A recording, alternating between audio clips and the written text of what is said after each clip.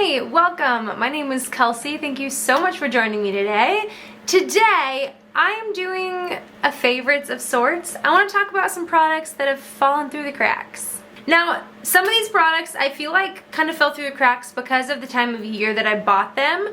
And some of them I feel like I just keep meaning to talk about and haven't talked about, so I wanted to share some of these products with you. Like I mentioned, some of these products are like things that I bought or received kind of in like a weird time of year, so I feel like the end of the year is always kind of a weird time, especially in like the makeup community, to like get new products and talk about, because towards the end of the year you're kind of like finalizing some thoughts on like favorites from the year and like products that really stuck out to you, and then the next year is just kind of like back off to the races.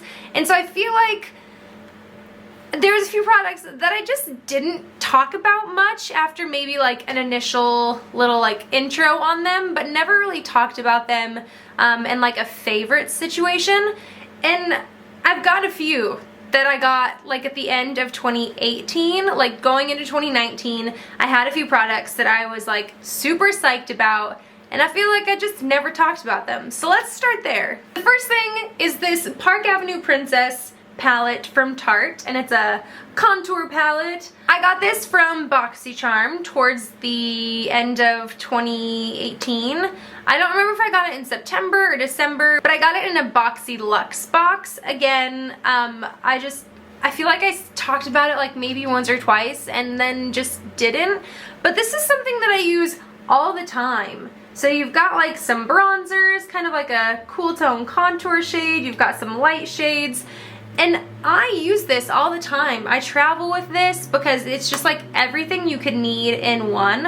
I'm actually going out of town tomorrow and I will probably bring this because it's just such a little easy thing to toss in. I don't need like a separate setting powder, I don't need a bronzer and a like contour, not that I normally use that anyways, but like I just get so much versatility out of this.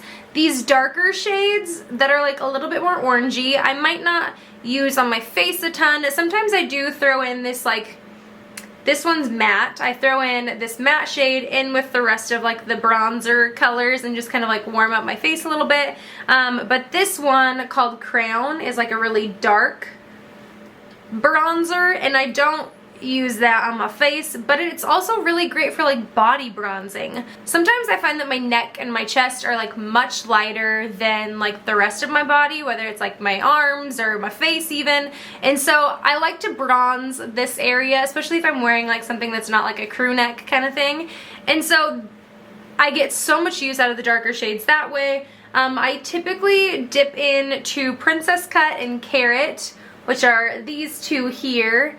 Dip into those so much for my face. I use this lighter pink tone powder for like under my eyes. I use this more yellowy one to like set my whole face. And this is honestly just like everything I could need in a palette for like a base to my face. If there was a blush and a highlight in here, that would just send this over the top. But I have so many other like blushes and highlights, even in like a compact setting, that I don't need it in this, I guess. And so this is just something so great, and I just had to mention it because I feel like it kind of fell through the cracks. Something else I picked up around that time, and this one I actually got in like October of that year of 2018, and I remember it very specifically because Covergirl had just gone cruelty free, and I was on vacation in Arizona, and I felt like I needed to buy something from Covergirl because I hadn't bought something from Covergirl in so long, and so I was like, you know what? I think I'm gonna try something from Covergirl again. And so I picked up this blush because these blushes are so inexpensive. This is the Covergirl Cheekers blush, and it's in the shade Iced Cappuccino. These blushes are so inexpensive, and I feel like they're kind of a classic, but no one really talks about them anymore, so I wanted to try one. And this has ended up being like one of my favorite blushes ever. I have so much product used from this. And this is just the most beautiful color. It's like nude, but it's definitely got some pink to it, but it's not It's not anything like over the top. It's got some shimmer, but it's not glittery. It just brings this like flush and glow to your cheeks. It's so beautiful. And I feel like when I bought this originally, I might have mentioned it a few times, but honestly, this is a product I kind of forgot about. I had been getting in the habit of like shopping my stash and maybe just like pulling out 2 or 3 blushes at a time. And this one just kind of sat in my vanity for a little while. And so the last time I kind of like cycled through my makeup, I picked this up and I was like, oh my gosh, I haven't used this in like a really long time. Why have I not used this? This is like a fantastic blush.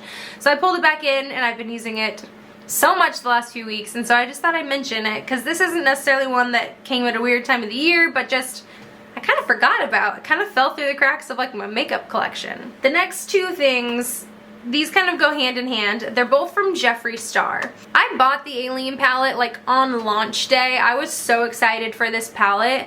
I don't really know why either, because I feel like I opened this palette up and like originally when I saw this, I was drawn to it, but also not sure why I was drawn to it, because it's kind of colorful for like my everyday kind of makeup, but there was just something about it that drew me in, that I just wanted to like have this in my life. And so I did buy it, and I love it. Like, I use this so much. You can definitely tell the shades that I use more. I definitely reach for the like neutrals more. My go-to look is using, where is it at? Gravity in the crease, and then Phone Home kind of in the outer crease, and Interstellar or Moon Rock on my lid, because it just gives this like brassy but also like pink look to the eye. It's so cute. I do have shades that I go into more, but there's definitely shades that I don't reach for like at all. Kind of this more like green colors, which are funny because I feel like that was kind of like the theme for the palette. It was like a green palette. But this shade up top here, Pluto, could be my most used shade. It's just stunning. It's kind of this like champagne kind of color, but there's like this pinky greenness to it. It's just such a unique color, and it's beautiful all over the lid. It's beautiful as like a brow bone highlight or an inner corner highlight, and it's just stunning, and it's so soft. But I got it, I think I got it like either right at the end of November or the beginning of December of 2018. So this is definitely a product that just kind of came at the weird time of the year that I was like, I shouldn't include it in my favorites for the year, even though I love it, but I just haven't had it long enough. And so I remember mentioning it a few times. I know I did like a first impressions with this, and I did a like get ready with me with this palette, I think. And I haven't talked about it since. And I love this palette, and so I just wanted to highlight this again. I know you can't get this anymore. I think this was a limited edition palette for Jeffree Star.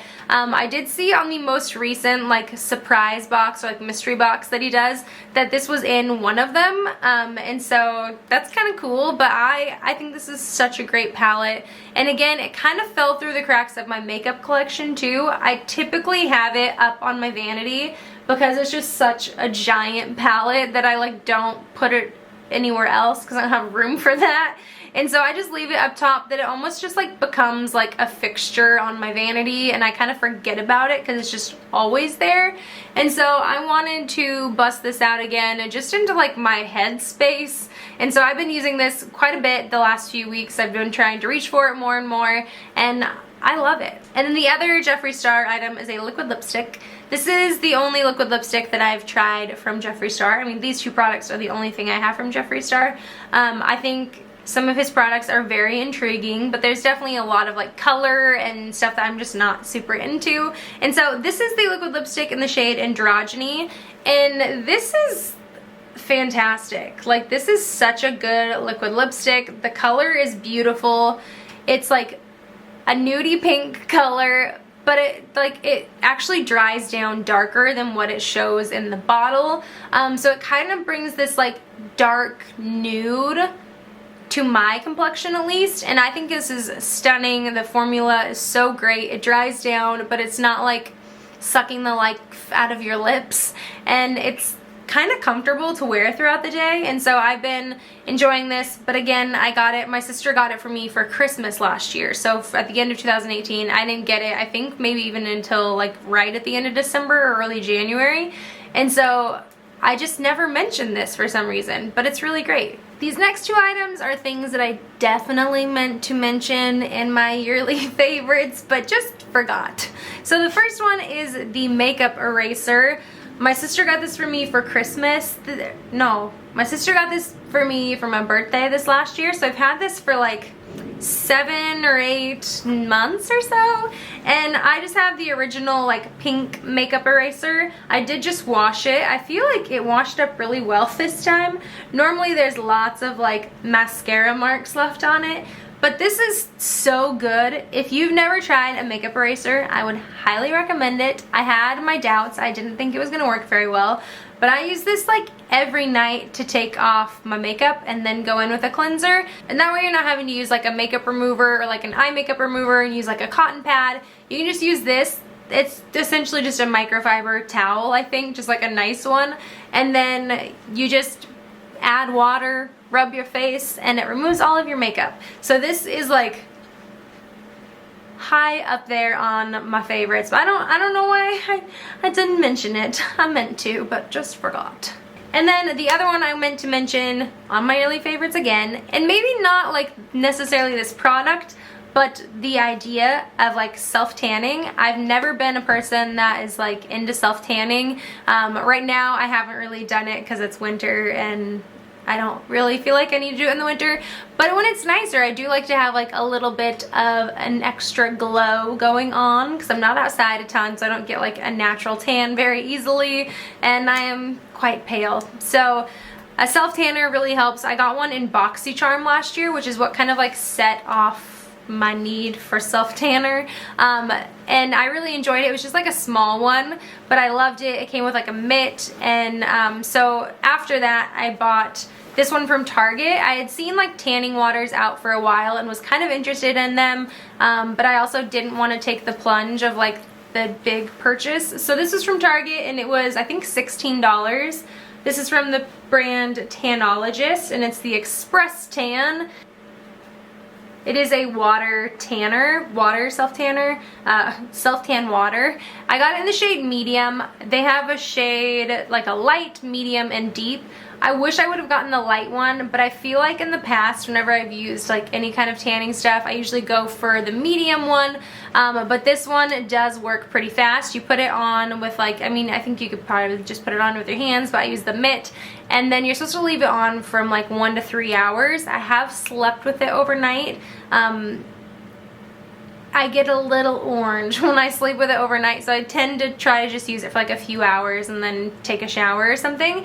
But this is nice because it doesn't leave like orange all over the place. Like I feel like I'm just able to avoid the temporary color, which is kind of like a hit or miss thing. I know it's nice to have some color so you can see where you put it, but this one I've been enjoying pretty well. I feel like it's not too expensive, where some tanners can be like $40, and I feel like that's not worth it.